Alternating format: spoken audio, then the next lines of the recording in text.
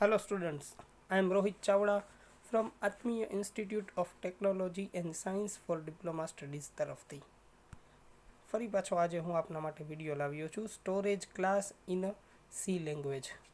તો what is storage class? તો storage class પહેલાં આપણે થોડું ડિસ્કશન એ કરી લઈએ કે સી લેંગ્વેજની અંદર કે કોઈ પણ પ્રોગ્રામિંગ લેંગ્વેજની અંદર આપણે વેરિયેબલને ડિક્લેર કરતા હોઈએ તો એ વેરિયેબલ જે છે એની પાસે વેરિયેબલનો સ્કોપ, વેરિયેબલની લાઈફ અને વેરિયેબલને મેમરી એલોકેટ થાય છે એ સમજવાનું છે.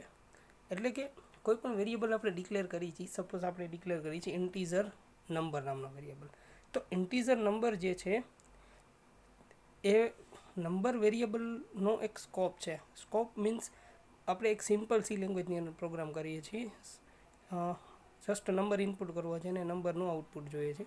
તો મેઇન ફંક્શનની અંદર આપણે જ્યારે ઇન્ટીઝર નંબરને ડિક્લેર કરી છે તો મેઇન ફંક્શનની આઉટસાઇડ, એટલે કે outside of the main function we can not access number variable. એનો મતલબ શું થયો? તો કે એ નંબર વેરિયેબલ જે છે એનો સ્કોપ છે એ મેઇન ફંક્શન પૂરતો સીમિત છે. જ્યારે પ્રોગ્રામને એક્ઝિક્યુટ કરીએ છીએ ત્યારે એ વેરિયેબલ લાઈવ થાય છે અને જેવું પ્રોગ્રામનું એક્ઝિક્યુશન સ્ટોપ થાય છે એટલે એ વેરિયેબલ ડેડ થઈ જાય છે. એનો મતલબ કે એની લાઈફ કેટલી છે. હવે થર્ડ થિંગ જોઈએ કે મેમરીનું એલોકેશન થતું હોય. સપોઝ આપણે ઇન્ટીઝર નામનો વેરિયેબલ ડિક્લેર કરીએ છીએ, ઇન્ટીઝર ટાઈપ ડેટા ટાઈપનો વેરિયેબલ ડિક્લેર કરીએ છીએ, નંબર નામનો વેરિયેબલ ડિક્લેર કરીએ છીએ, તો નંબર નામના વેરિયેબલ માટે 2 બાઇટ એલોકેટ થાય છે. તો એ જે 2 બાઇટ છે એ કમ્પ્યુટરની અંદર જે મેમરી એલોકેશન મેથડ હોય એની અંદર સ્ટોર થતો હોય વેરિયેબલની વેલ્યુ. તો હવે આમાં આપણે આગળ જોઈએ કે વોટ ઇઝ સ્ટોરેજ ક્લાસ? તો કે storage class that decides the scope, lifetime એટલે કે longevity and memory allocation of a variable. In a C language, not only do all variables have a data type, they also have a storage class. એટલે કે variable, કોઈ પણ વેરિયેબલને આપણે declare કરી છે C લેંગ્વેજની અંદર, તો સી લેંગ્વેજની અંદર વેરિયેબલ ડિક્લેર કરવા માટેની સિન્ટેક્સ છે data type and variable name. પણ હવે એનીથી આગળ જોઈએ કે ખાલી ડેટા ટાઈપ અને વેરિયેબલનું નામ નહીં, પણ આપણે સ્ટોરેજ ક્લાસને પણ ડિક્લેર કરી શકીએ. Scope of a variable is a boundary within which a variable can B used. એટલે કે ક્યાં સુધી એ વેરિયેબલનો આપણે યુઝ કરી શકીએ. હમણાં મેં સમજાવ્યું એ પ્રમાણે કે સપોઝ આપણે એડ નામનું ફંક્શન લઈએ છીએ અને એડ નામના ફંક્શનમાં 2 વેરિયેબલ ડિક્લેર કરેલા છે, ઇન્ટીઝર એ અને ઇન્ટીઝર બી. હવે આ ઇન્ટીઝર એ અને ઇન્ટીઝર બીને મારે આઉટસાઇડ એડ ફંક્શન યુઝ કરવો હોય તો એનો સ્કોપ નથી. આગળ જોઈએ તો life time refers to the period during which a variable retains a given value during execution of a program. એટલે કે પ્રોગ્રામને જ્યારે એક્ઝિક્યુટ કરીએ છીએ during the execution of a program, life પ્રોગ્રામની વેરિયેબલની જે લાઈફ છે એ પીરિયડ દરમિયાન હોય છે. There are 4 types of storage classes are available in a C language. Automatic, auto કીવર્ડથી ડિક્લેર થઈ છે, રજિસ્ટર કીવર્ડથી થાય છે, એક્સટર્નલ કીવર્ડથી થાય છે અને સ્ટેટિક કીવર્ડથી થાય છે. હવે આમાં સૌથી પહેલું જોઈએ ઓટોમેટિક. એટલે કે automatic variables are declared inside a function in which they are to be utilized. They are created when a function is called and destroyed automatically when the function is exited. એટલે કે કોઈ ફંક્શનની અંદર આપણે suppose integer એ નામનો variable લીધો અને એ વેરિયેબલને આપણે પ્રોગ્રામને એક્ઝિક્યુટ કરીએ છીએ, તો જ્યારે પણ એ ફંક્શન એક્ઝિક્યુશન થાય છે એટલે એ વેરિયેબલ છે એ ક્રિએટ થાય છે એવું કહી શકાય. અને જેવું ફંક્શનનું એક્ઝિક્યુશન પૂરું થઈ જાય છે તો દેટ ડિસ્ટ્રોયડ ધી ઓટોમેટિકલી, એટલે માટે આપણે એવું બોલીએ છીએ ઓટોમેટિક. હવે સપોઝ ઇન્ટીઝર એ નામનો વેરિયેબલ છે એડ નામના ફંક્શનમાં, હવે એડને કોલ કરાવીએ છીએ અને એડનું ઇમ્પ્લિમેન્ટેશન એટલે કે ડેફિનેશન સેક્શન આવે છે. તો જ્યારે એ ફંક્શન એક્ઝિક્યુટ થાય છે ત્યારે એ વેરિયેબલ છે એ ક્રિએટ થાય છે અને જેવું એ ફંક્શનનો એન્ડ આવે છે ત્યારે એ વેરિયેબલ છે એ ઓટોમેટિકલી ડિસ્ટ્રોય થઈ જાય છે. A variable declared inside a function without storage class, that specification is by default and automatic. એટલે કે આપણે પર્ટિક્યુલર ઓટો કીવર્ડ છે એ વેરિયેબલની આગળ લગાડવાની કોઈ જરૂર નથી. એ બાય ડિફોલ્ટ આપણે એ યુઝ કરતા જ હોઈએ છીએ. પણ જો પર્ટિક્યુલર ઓટો આપણે કીવર્ડ લગાડીએ તો એ ઓટોમેટિક સ્ટોરેજ ક્લાસનો યુઝ થઈ જાય. એટલે કે જેટલા પણ વેરિયેબલ આપણે અત્યાર સુધી જોયા છે, જે પણ આપણે પ્રોગ્રામમાં યુઝ કરી છીએ, એ દરેક વેરિયેબલ નો સ્ટોરેજ ક્લાસ ઓટો છે. ઓટો મીન્સ શું થયું તો કે કોઈ પણ ફંક્શનમાં તમે ડિક્લેર કરો છો તો જ્યારે એ ફંક્શન એક્ઝિક્યુટ થાય ત્યારે વેરિયેબલ ક્રિએટ થાય છે અને જ્યારે એ ફંક્શનનું એક્ઝિક્યુશન પૂરું થાય છે ત્યારે એ વેરિયેબલ ઓટોમેટિકલી ડિસ્ટ્રોય થઈ જાય છે. હવે આપણે આગળ જોઈએ રજિસ્ટર. ઓકે મિત્રો, આટલું સમજાઈ ગયું. હવે આપણે જોઈએ રજિસ્ટર. તો કે રજિસ્ટરની અંદર we can tail the compiler that a variable should be kept in one of the machines registered instead of keeping in a memory. એટલે કે નોર્મલ વેરિયેબલ, સપોઝ આપણે એવું વેરિયેબલ લઈએ છીએ ઇન્ટીઝર એ, તો ઇન્ટીઝર એ જ્યારે કમ્પાઇલ થાય છે ત્યારે એ માટે એની જે કમ્પ્યુટરની મેમરી સિસ્ટમ છે, મેમરી મેનેજમેન્ટ જે કરે છે, તો એ નામના વેરિયેબલ માટે 2 બાઇટ એલોકેટ થઈ જાય છે. હવે કોઈ મેમરીની અંદર થાય છે, સપોઝ રેમમાં થાય છે.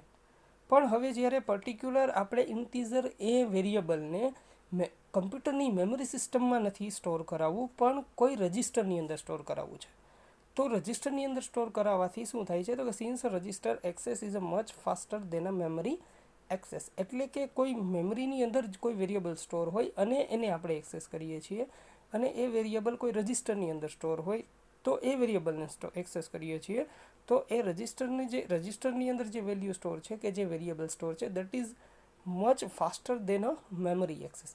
એટલે કે ઇન્ટીઝર એ સપોઝ આપણે સ્ટોર કરી છીએ અને રજિસ્ટર ઇન્ટીઝર એ સપોઝ સ્ટોર કરી છીએ, તો ઇન્ટીઝર એ જે છે એ મેમરીમાં સ્ટોર થશે કોઈ પર્ટિક્યુલર કમ્પ્યુટરની અંદર. હવે હું આગળ આપણે કીવર્ડ યુઝ કરી દઈએ છીએ રજિસ્ટર ઇન્ટીઝર એ. તો એનો મિનિંગ એવો થાય છે કે એ નામનો વેરિયેબલ જેનો ડેટા ઇન્ટીજર છે અને રજિસ્ટર સ્ટોરેજની અંદર સ્ટોર કરવો છે. દેટ મીન્સ કે હવે જે રજિસ્ટર ઇન્ટીઝર એ આપણે આવું સ્ટેટમેન્ટ લખીએ છીએ તો એ નામનો વેરિયેબલ કોઈ પર્ટિક્યુલર રજિસ્ટરની અંદર સ્ટોર થશે નહીં કે કોઈ મેમરીની અંદર. એનો મતલબ શું થયો? અથવા રજિસ્ટરની અંદર શું કામે આપણે સ્ટોર કરીએ છીએ તો કે જ્યારે પણ આપણે કોઈ વેરિયેબલ, કોઈ પર્ટિક્યુલર વેરિયેબલનું કે કોઈ પર્ટિક્યુલર વેલ્યુને આપણે ફાસ્ટર એક્સેસ કરવું છે, at that time we can define a register storage class. આગળ જોઈએ એક્સટર્નલ. જનરલી વેરિયેબલ જે છે તો વેરિયેબલને બે રીતે કેટેગરાઇઝ થઈ શકે. એક તો લોકલ વેરિયેબલ અને સેકન્ડ વન ગ્લોબલ વેરિયેબલ. જો થોડો તમને આઈડિયા હોય તો આપણે કોઈ વેરિયેબલને મેઇન ફંક્શનની અંદર ડિક્લેર કરીએ છીએ તો એ વેરિયેબલ થઈ જશે લોકલ વેરિયેબલ.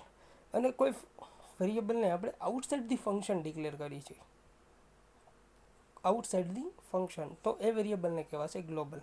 લોકલનો જે સ્કોપ છે, લોકલની જે લાઈફ છે, લોકલની જે મેમરી એલોકેશન મેથડ છે, એ એલોકેશન જે છે, તો સપોઝ ઇન્ટીઝર નંબર નામનો વેરિયેબલ ડિક્લેર કરેલો છે મેઇન ફંક્શનની અંદર, તો એ વેરિયેબલનો સ્કોપ મેઇન ફંક્શન પૂરતો જ લિમિટ રહેશે, એની લાઈફ પણ મેઇન ફંક્શનની પૂરતી જ લિમિટ રહેશે. પણ હવે સપોઝ આપણે ઇન્ટીઝર એ નામનો વેરિયેબલ છે એ આઉટસાઇડ ધી ફંક્શન ડિક્લેર કરેલું છે. દેટ મીન્સ કે ઓવરઓલ આખા પ્રોગ્રામમાં એ વેરિયેબલને આપણે ગમે ત્યારે ગમે તે રીતે એક્સેસ કરી શકશું. શું કામે? તો કે ઇન્ટીઝર એ જે છે that is declared outside the function.